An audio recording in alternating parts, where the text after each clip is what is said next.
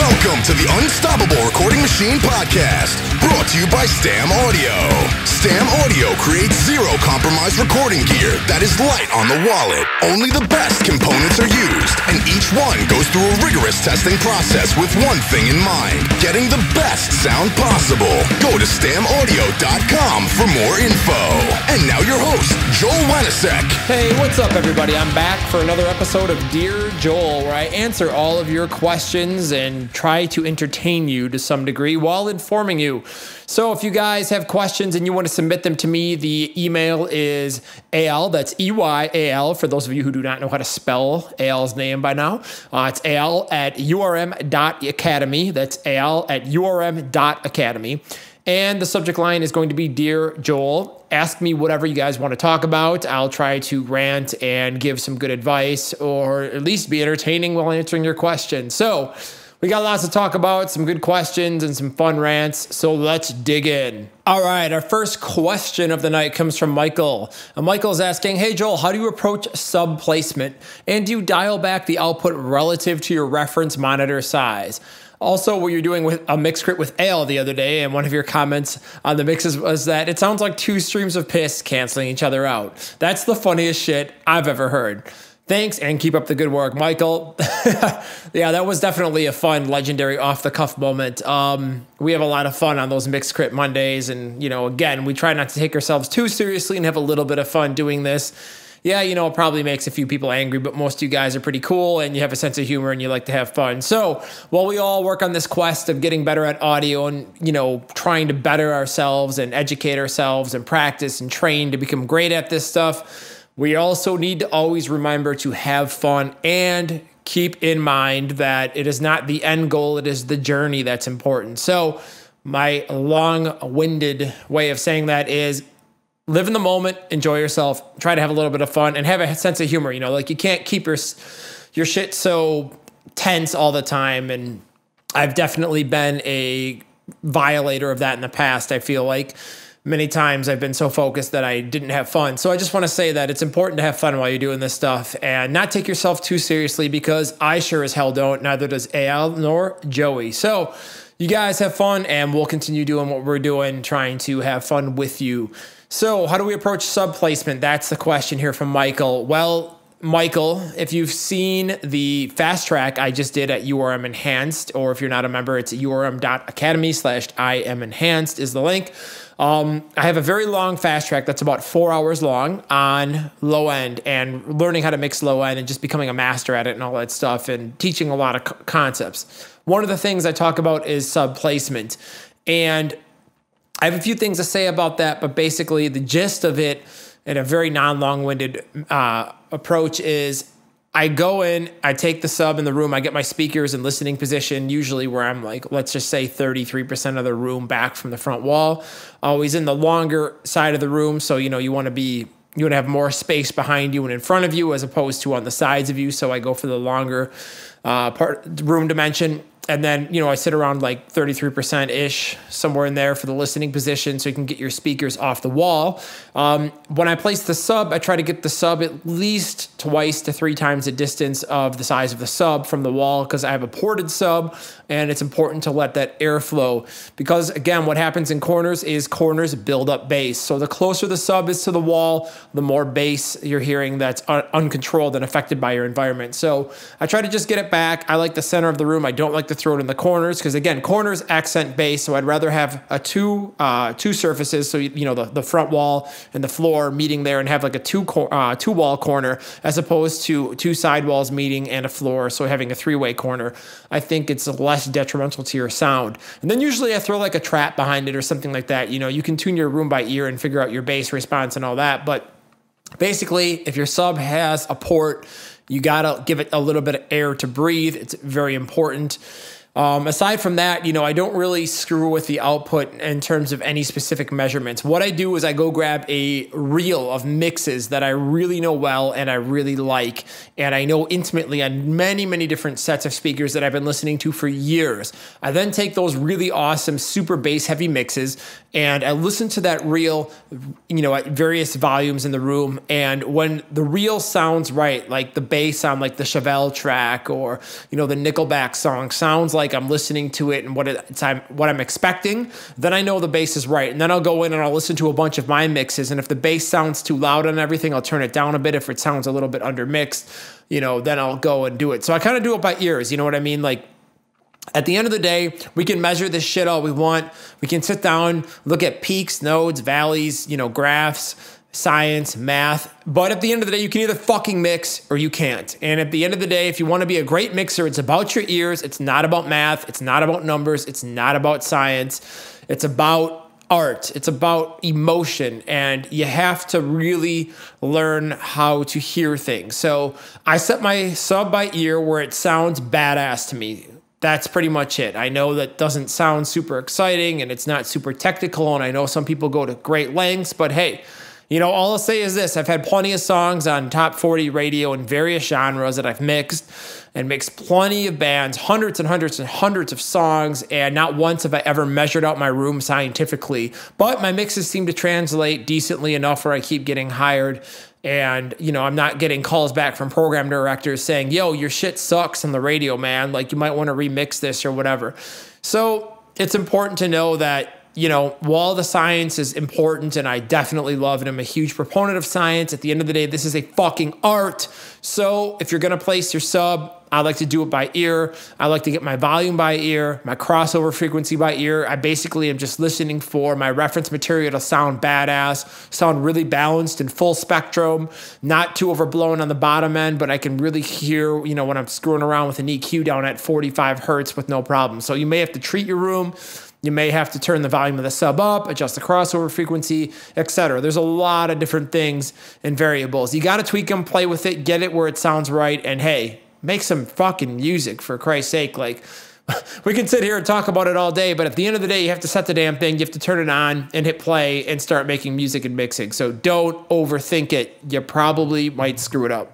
All right, next question. Dylan wants to know, in the previous podcast, you briefly said that selling out is dumb. Could you elaborate more? An example of this is when a band takes a chance and changes their image. For example, Bring Me the Horizon. You can imagine you're going to get some hate going from metal fans to rock fans, etc.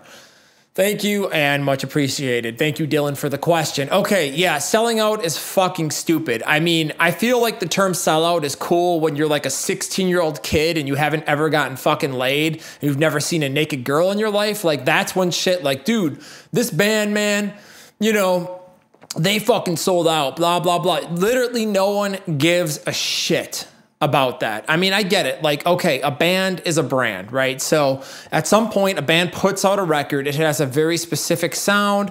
People come to love that sound and those songs. And then the band has the burden of having to come out with a second record. Oh boy. So then the next record comes out and, trends have changed a little bit. The band wants to be modern. The thing is, there's pressures at the label. There's pressures like, hey, we want to grow the band because maybe we didn't make enough freaking money on the last album to support ourselves, or maybe we did, but we want to do it even bigger or maintain the same level we're at. No band wants to get smaller and less successful. I mean, come on, like, think about it like this way. Like, imagine if you were mixing really huge ass bands and then all of a sudden you're like, you know what? Fuck it. I'm just going to go back to doing local bands from now on.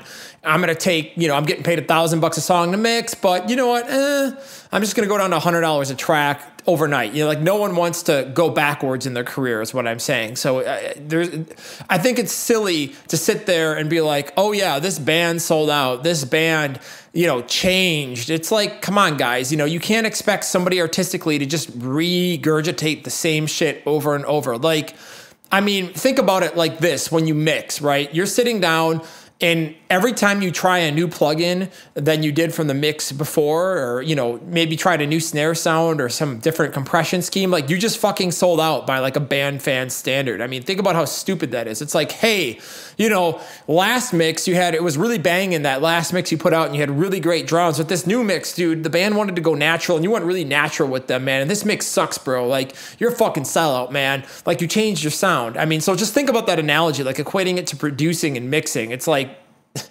every time you put out a record or, you try to change your sound or you try to be artistic with a band, God forbid, and, try something fresh or experiment a little bit or have a little bit of fun and push some boundaries. I mean, look at it this way. If no one ever pushed the boundaries in the history of music, music would be the most stupid, stale, boring shit to listen to. And, I guess a lot of people could argue that a lot of music today is like that. But, I mean, think about how fast things change. I mean, just look at the pop market. I mean, shit. Like, now you got stuff like Diplo and, like a little bit before that, you had stuff like Lord, and you had like, going back, you had like, like the big breakdowns of the bass and like the saxophone. And then it was like the 2012 upbeat pop Kesha kind of thing. You know what I mean? Like, think about how pop music changes and how brands come in, and like this is in for like a year, then something else comes in, then something new comes in, and then something new comes in, and like the sound just keeps changing. And basically you have people sitting down, being creative, trying to come up with cool stuff. And really all of music, all of creativity, all of art depends on somebody sitting down and trying to break boundaries. Now, yeah, of course, it's gonna piss off some fans that are gonna be mad that you didn't make the same stupid fucking record that you already put it out. It's like, hey, Guns N' Roses, why can't you just write Sweet Child of Mine 15 more times? Well, the fucking band already wrote Sweet Child of Mine. Like, they're not going to fucking write the song again.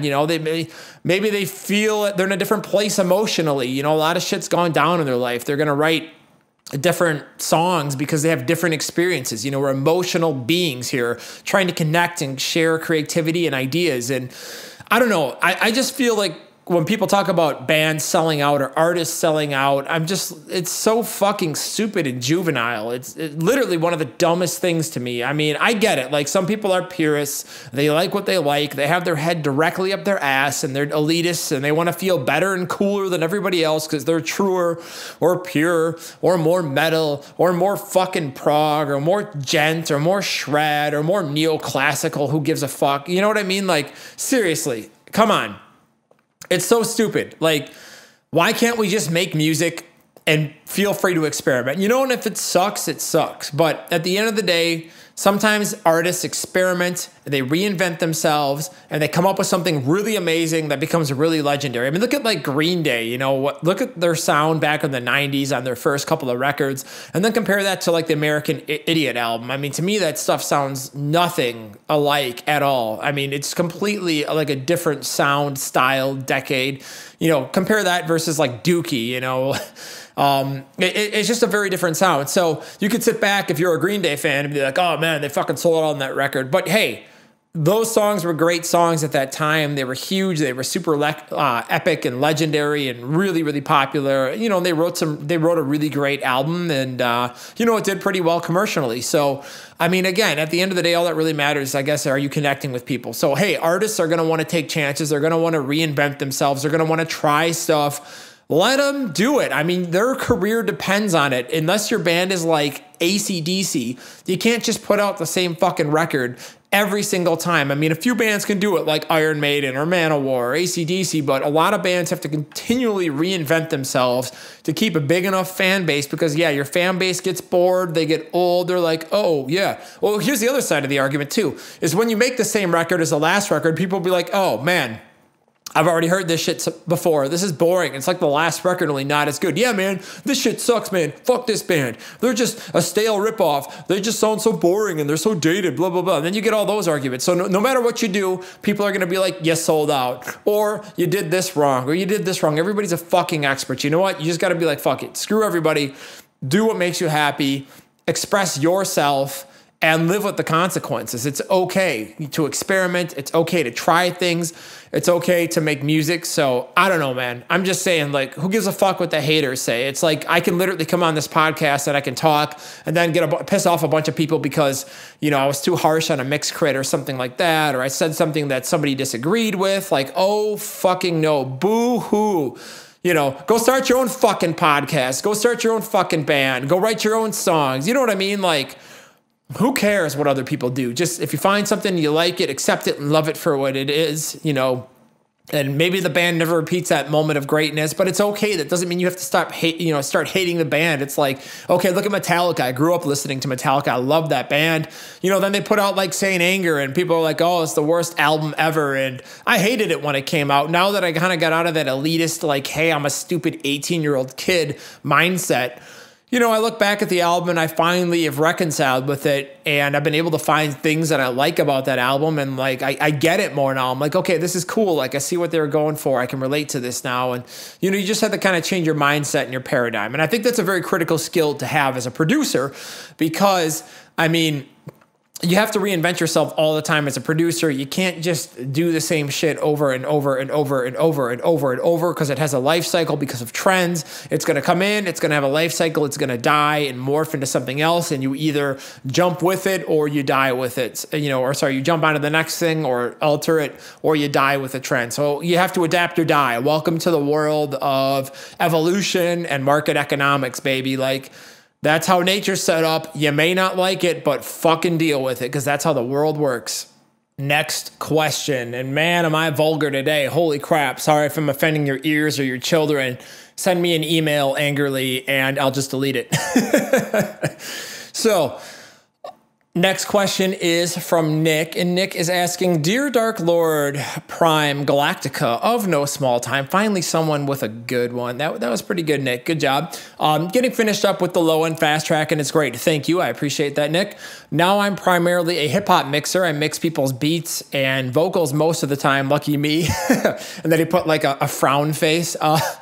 Yeah, I've been there. I've done that. I'm wondering how much of this is applicable to hip hop. That's in the top 10 now, like Migos, 21 Savage. I can't pronounce any of these names, so I'm not even going to try. The really 808 driven stuff. Also, any chance of doing a Song Crit Monday again? About to start writing with the band. Would love to have a shot to be critted. Thank you. And yeah, so, okay, Nick. Yeah, absolutely. Okay, so the low and fast track that we did here at URM Enhanced is all about mixing low end, and we cover so many topics. Like I said, it's 4 hours of me sitting down, going through bottom end and everything I can possibly think of about mixing bottom end and how to do it. So yes, of course that stuff is incredibly important in the 808 driven stuff, because for example, the kick above the bass or the bass above the kick situation, if you have an 808 sine wave down at 50 hertz, where are you going to put your kick drum? And if you remember, Nick, there was a part where we listened to like a lot of pop and hip hop mixes in the actual fast track, and we talked about like where do they put the kick in relationship to the sub. So I would say if it's really, really sub driven 808 stuff and there's really heavy bass, like for example, I'm just gonna say like Waka Flocka Flame. I don't listen to a ton of hip hop, but like that kind of stuff, like dark, diminished licks, things like that, just really heavy, aggressive hip hop, or Stitches, or, like those type of beats, they're super bass heavy. It's all about that sub low and all about that bottom, which is usually like a sine wave driven. So those 808 kicks, if you listen to them in solo, usually they're not that heavy. And they're not that massive, like down in the 50 hertz region and stuff like that. They're a little bit higher tuned. So I think a lot of times like that, you're going to have the bass below the kick, because the kick is really just there to add some punch and add some rhythm. But a lot of it is more so the bottom. For example, listen to something like Red Foo. Ridiculous. I like that song. That's let me think here. I don't know. There's just a lot of songs that have like really cool breakdowns and things like that, like LMFAO or whatever. Now I'm being dated here with my stuff, and I guess that's not technically really hip-hop, but whatever, it's all kind of the same thing now. It all kind of just blends in. It's just all pop music. But a lot of those things just have super massive sub-bass, and they don't really have like the most powerful, crushing, boom, boom, smashing subby kicks. Like, for example, like big room breakdowns, for example, if you listen to like Martin Garrix's Tremor, there's something with like a pretty massive kick drum that's really got some serious sub, because there's really only a saw synth on top of that song. So, when you're thinking about this stuff, you got to think about, what am I trying to accomplish? Is the song supposed to be super breakdown driven? Are we going to have like a saxophone breakdown thing with like a boom, boom? We want to really rattle people's subs, or do we want to have a really badass kick drum? So you got to kind of make those decisions when you're mixing. You got to think about all that stuff. It's really important in this kind of music because, again, clubs, right? We're making music for the club. It's incredibly important when you're making hip hop and you're making, any kind of pop music that's very bass driven, to get the bottom end correctly and to think very carefully about where you're putting the kick, where you're putting the bass, what other elements are in there. Are you going to distort the bass a little bit to add harmonics? Are you going to keep it straight? Things like that. Here's another example of a song that's got a lot of bass that's kind of cool is MILF Money by Fergie.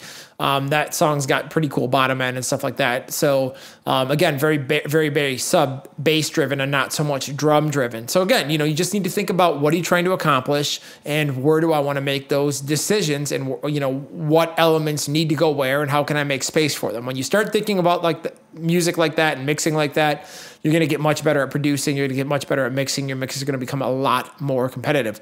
To answer your second question, yes, we are probably down to do a song crit. Song crits are a little bit more difficult because they're very genre dependent. For example, I'd probably be a much better guy to crit like a pop song than Al would, where Al would be much better at critting like a gent song or like a deathcore song or something like that than I would. I mean, people send me their metal songs to crit all the time, and I'm just like, dude, I'm kind of like a rock pop guy. I mean, I'm just like, where's the hook? Why is the song 6 minutes long? Like, I don't get why the breakdown riff has to play 8 times, but I guess kids need to throw punches. So it's harder for me to crit stuff like that. So yeah, song crits are cool, but they're kind of very genre dependent because we all worked in very different genres and produced very different genres. I mean, I guess we've all been primarily doing metal, but metal is a pretty broad term these days. You kind of play in your place of expertise. So hopefully that helps, Nick. Just always remember that you need to think about what you're trying to do when you're mixing the type of music and how it's going to translate and the format it's going to be translating in. You want it to bang in the strip club or in the dance floor or whatever. You might need a lot of sub bass and you might not want a lot of kick. If you want like a really powerful, big room, house, whatever the hell it's called, breakdown, like I said, Stevie Aoki and Martin Garrix and stuff were doing a couple of years ago. You need really powerful kick, so it just depends. What do you want to do? How do you want to do it? So just think about that. Next question is from Mike, and holy crap, this is a very long question here, so you guys need to brace yourselves while I read this. Hey Joel, my question is in regard to trying to direct your career and not letting others direct you. I'm currently a venue live sound technician. However, my venue takes that title very loosely. I'm dragged into building, decking, rig lighting, IT networking, mopping, moving chairs, and a bunch of other non-sound related tasks. I opt sound an average of 3 times a month. Most of the time there's external engineers and I assist them. There's a lot of these tasks can obviously help with progressing into senior technician role at another venue or events company. But the bands that come through here are not original. They're tributes, making tours or theater or comedy. So there isn't a lot of opportunity showing themselves up to network and organize some recording. I'm stuck in this situation with a 1.5 hour commute daily so I can stay financially afloat.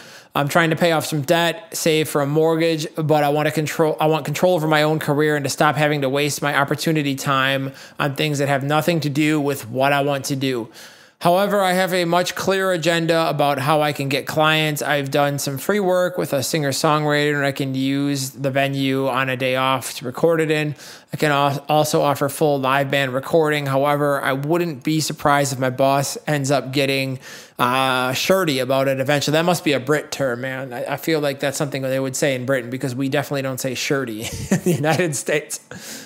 We'd be like, my boss is going to be a dick. That's what we'd say. What advice can you give me out of this situation? Do I mentally disconnect myself from my day job and focus on building a network of recording clients, try to get in with a local studio in town, which is ran by a young engineer, but drop my focus and productivity at work to make more mental capacity? Or do I stay focused and work and learn as much as I can, non-sound related and sound related, if I can find anyone to mentor me and work towards working for a big events company and try to get on tours? Just hope recording will reveal itself the more I get about it. Thanks for your insight. Greatly appreciated. Love the podcast. Thanks, Mike. Mike, thank you. I appreciate it.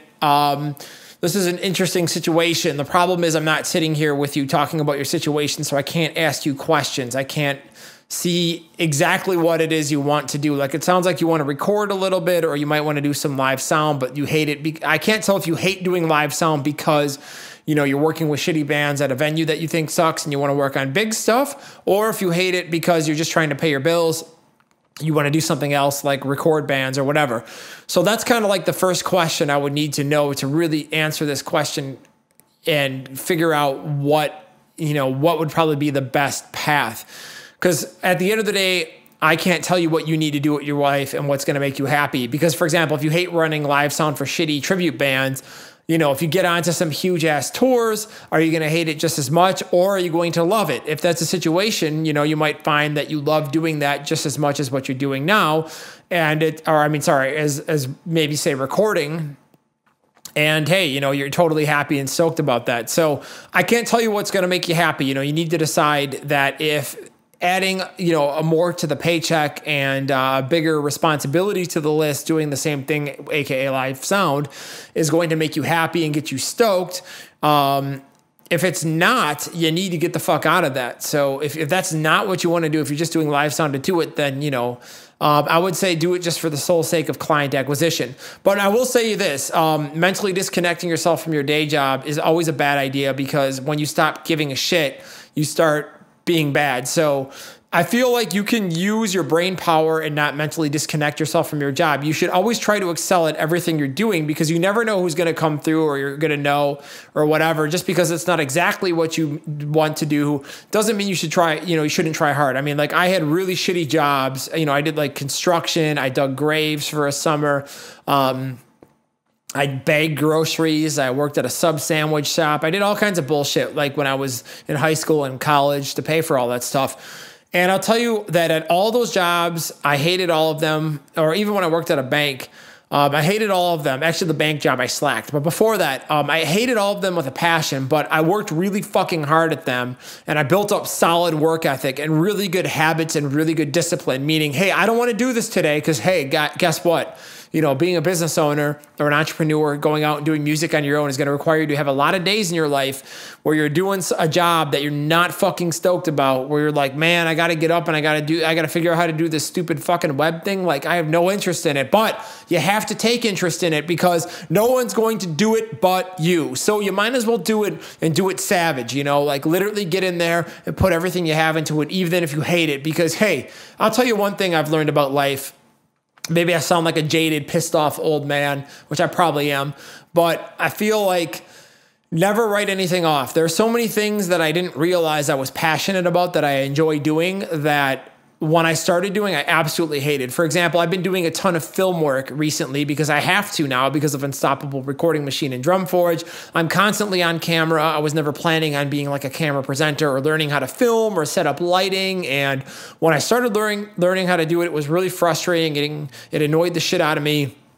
I really hated it and I really sucked at it. And I've gotten a little bit better. I still kind of suck, but you know, I feel like we can put out a pretty decent looking video now and get pretty decent lighting and etc. But I find that I actually, as I've gotten more gear and stuff like that, I've gotten way more into film and I'm enjoying doing it. So something I did recently for fun, not for money, is I have a friend of mine who owns a restaurant. It's really, really awesome food and I love to cook. It's how I relax. And, you know, he runs like a Persian restaurant in town and I asked him for some cooking lessons and I'm like, basically, let me build you a modern website.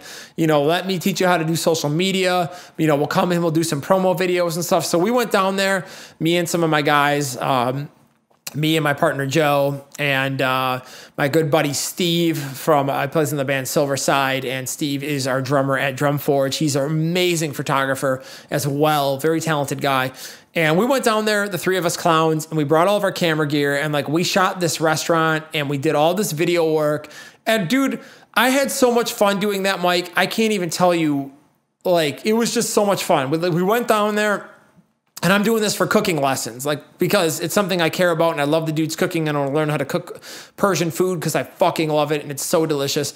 And we went down, we spent like 4 hours filming, taking pictures. I got like a slider in there and all these cool lights and, and all this fancy shit. Dude, we had a blast. And to be honest, I never knew I was going to be interested in filming. I had no idea that I was going to be able to pick up a camera someday and enjoy shooting it and trying to get cool shots and, do zoom and focus blurs and slide shots and, just be artsy. And I'm just sitting here and I'm like, I've never thought I'd be into that. So all I'm saying is this: right now you're learning a lot of skills at your job. You're doing a lot of shit that you don't want to do, but all of those skills are important and valid. I look back and my wife said to me once, she's like, don't you think you wasted 8 years of your life playing in that metal band? You should have just started the rock band or gotten into producing right away because you could have made a ton of money. And I looked at her in the eye and I said, no.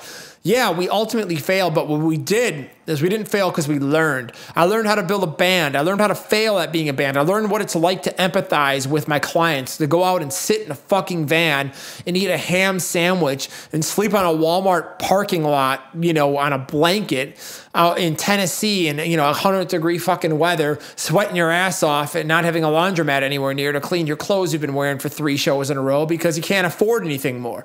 Like, I've been there. I've done that. I've gone around and toured and, I've experienced it. And those experiences and that learning process, that whole thing gave me the skills to do all the shit and I do now. And I wouldn't have been as successful producing bands and coaching them had I not learned all that stuff. Be like, guys, I've already been where you are. I can empathize. Let me tell you what to not do. This is how you do it right. This is how you don't fuck it up. This is how you go out. This is how you be successful. And because I sat down and I had to learn how to do all those skills, it's easy for me. I can talk about it all day. Same thing now, sitting here at URM, given the pulpit of a microphone or Facebook Live or, a camera, a podcast, all these things that we do.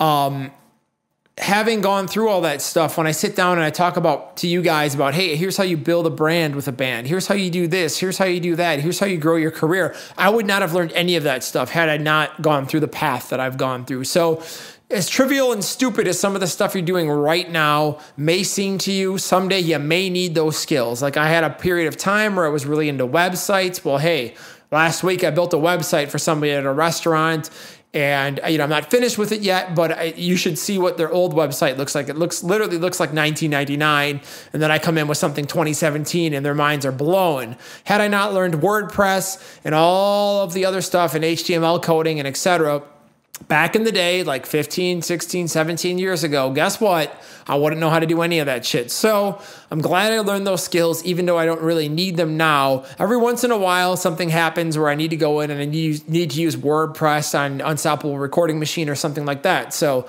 I'm just saying that, you're going to acquire skills and you might not know when you're going to need them or not, but you're going to have them. You're going to be stoked that they're in your back pocket because it's going to give you a leg up. So that being said, aside from that, it depends what makes you happy when it comes to should you pursue doing a live sound. But I don't think you should half-ass it. You got to pay the bills. But in the meantime, if you really want to record bands, then you should find a way to make that happen. You just got to ask yourself, like, what do you want to do?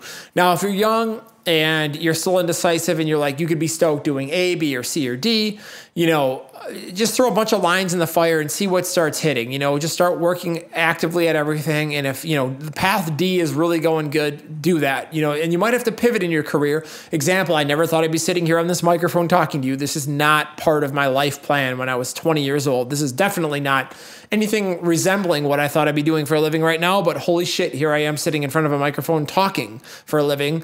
And it's fucking crazy to me because I kind of didn't even, I didn't even want to record back then. I just wanted to play in a fucking band and like rock. So I'm just saying, like, life is going to come at you. You're going to go down a path, an opportunity here or there will happen. You'll end up going down another path and another path. You got to be able to pivot, Mike.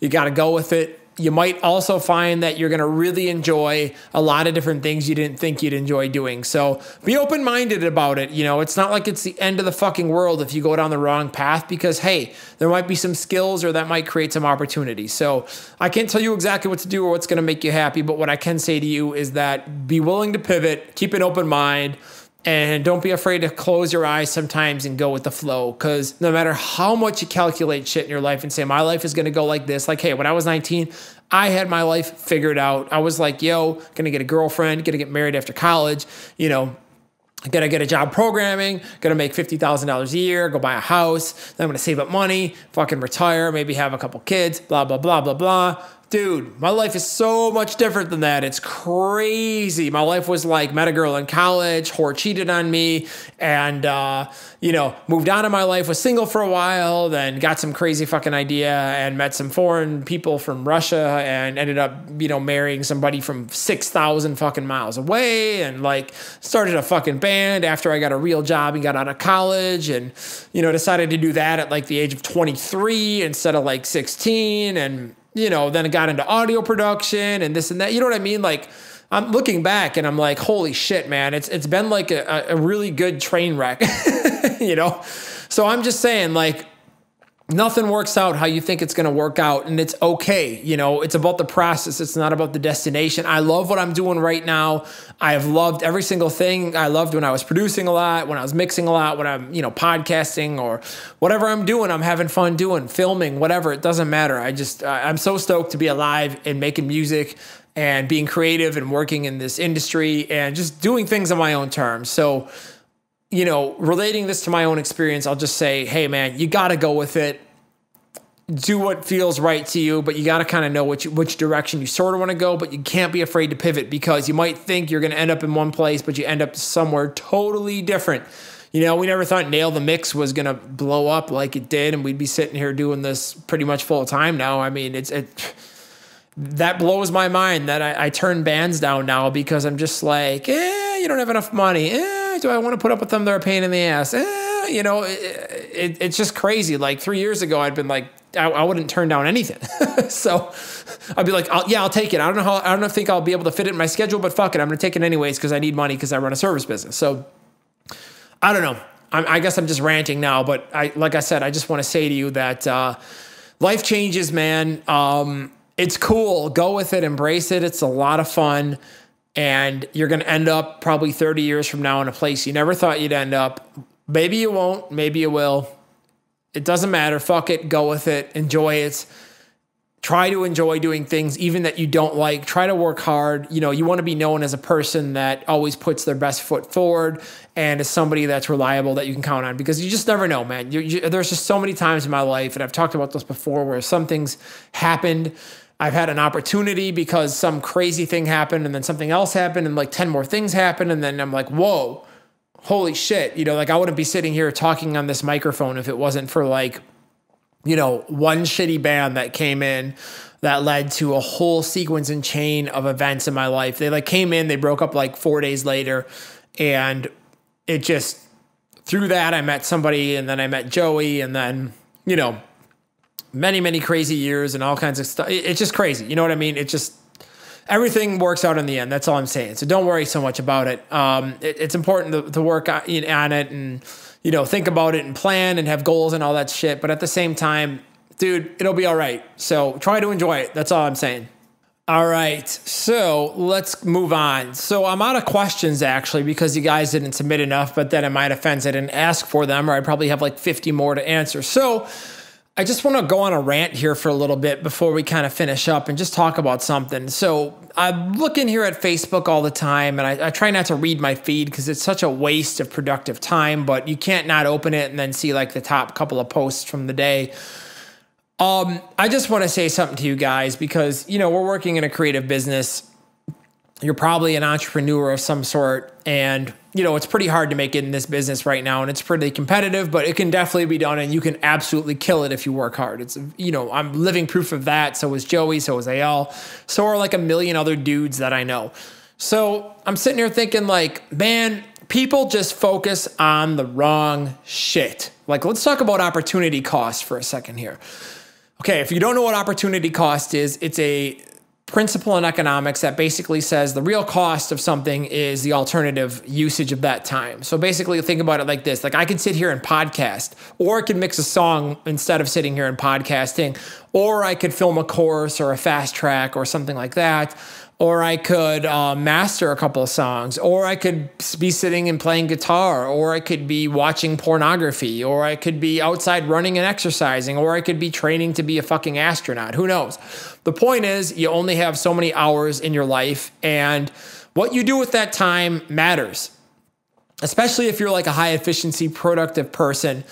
You know, a lot of people don't think about this shit, but basically every minute that you're sitting there on Facebook, ranting, arguing with somebody about something stupid, you know, putting all of your, you know, your passion and fire into some political post, arguing with somebody that disagrees with you because you're pissed off that somebody else in the world has a different opinion. Like, it's a waste of fucking time. That's all I'm saying. Like, you could use that time to be doing something so much more productive for your career, so much more productive towards your goals, towards your life. You could be doing something, you could be building something positive. Instead, you're sitting around fucking off on Facebook, killing time, arguing with people, talking about dumb shit. Like right now, everybody's all focused on like flat earth versus round earth. I don't even know how the hell this started.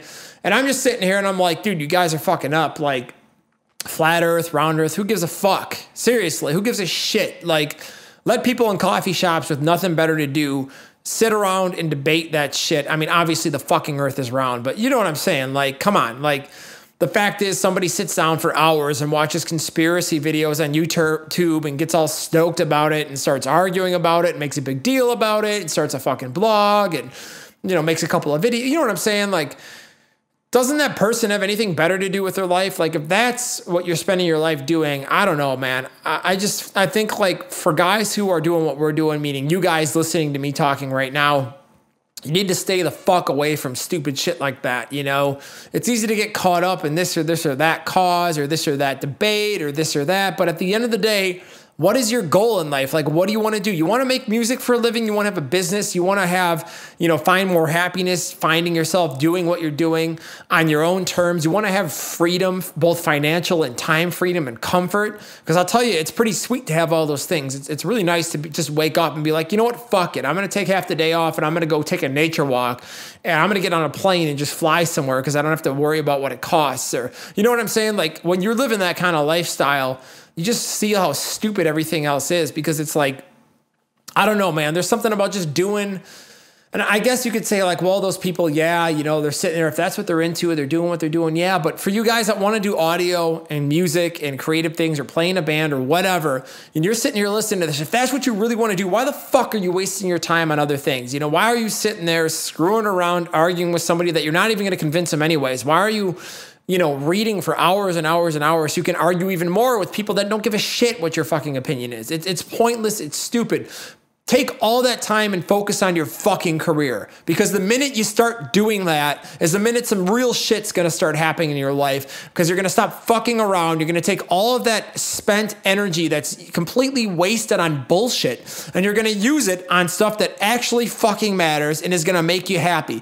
Arguing on Facebook just pisses people off. It gets people riled up. You know what doesn't get people riled up? Doing what they fucking love every day, making enough money where they don't have to worry about it every day, and just living their fucking dream. That's cool. What's not cool is opening up your feed and getting pissed off and sitting down and being like, dude, fucking so-and-so said this, fuck that guy, blah, blah, blah, blah. You know, post, whine, bitch, complain, blah, blah, blah. It's a waste of energy. Fuck, shit. Turn it off. Take your phone. Boom. Disconnect your computer from the internet.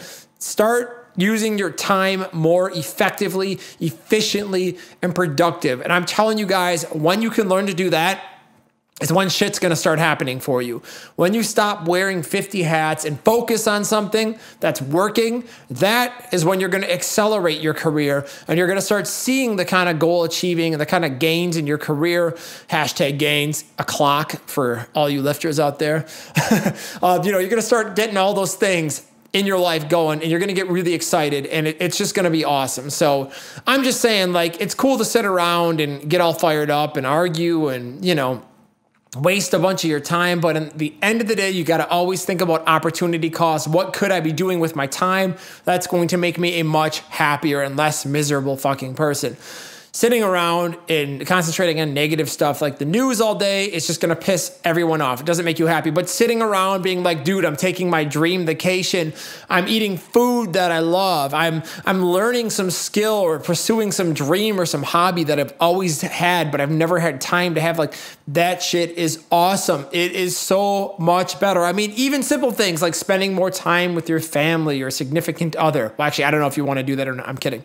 But you know what I mean? Like, focusing on the relationships in your life, the people that matter to you, and putting more time into getting to know them better and strengthening those bonds and, having deeper, more soulful connection with other human beings. Like, that's a much better fucking use of your time than sitting and arguing some conspiracy theory or something like that. So I'm just saying, like, there's a lot of alternative uses of your time. And you got to ask yourself at the end of the day, like, what do I want to do with my life? Do I really want to do this, or am I fooling myself? Because I feel like a lot of people don't want to be successful at what and really don't want to live their dreams, because their dreams really aren't their dreams. They're in love with the idea of having a dream. They're in love with the idea of, like, man, it's going to be awesome when I'm a producer and I work on big bands and blah, blah, blah. They're in love with that idea. What they're not in love with is the fact is that they actually have to do it. So they have to actually go out and make it happen. They like to talk about it because it sounds cool and it makes them feel good in front of their friends. Like, yeah, man, I've got a studio. I'm really badass.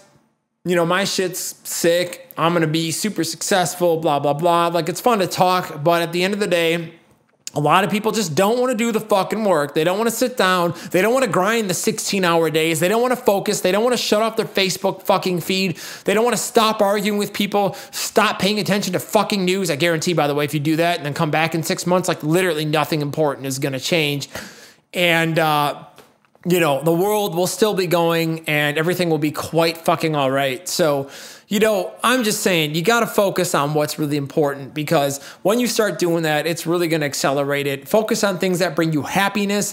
Focus on things that make you feel alive and make you feel excited. Like I was talking about earlier, like me going to that restaurant. Like, I love to cook. I'm super passionate about grilling kebabs, and I love grilled meat and, just different recipes and really making amazing tasting kebabs and getting them to just a super like A-list mixed level, only, the food version.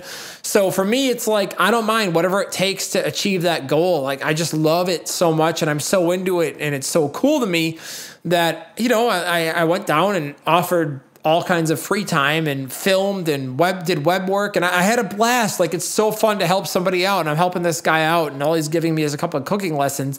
And, he's just super stoked because he doesn't know anybody that can do any of that stuff. And what's cool is, out of that, I came in to learn how to cook, but I kind of met a friend, and I met a person who's just a wonderful human being, and I got to know him a little bit and some of his staff, and like, just great people. And it's cool because he's from a very different culture than mine, and it's really interesting to me. And it's like, you get to meet somebody with some different depth, some different views on life, and you have a lot of really interesting conversations. And I think to myself, going forward, like, this is a great friendship. I can't wait to foster this friendship.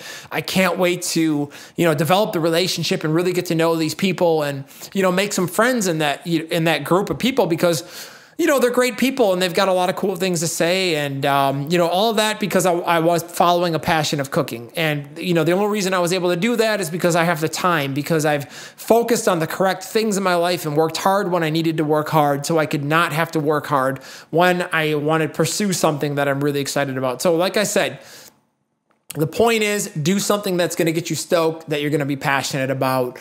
It's really fucking liberating. It feels amazing to just like wake up and be like, today I want to do this. I'm so excited to do this. I've always wanted to do this, and today I get to do it, and then go through it and enjoy every second of that day.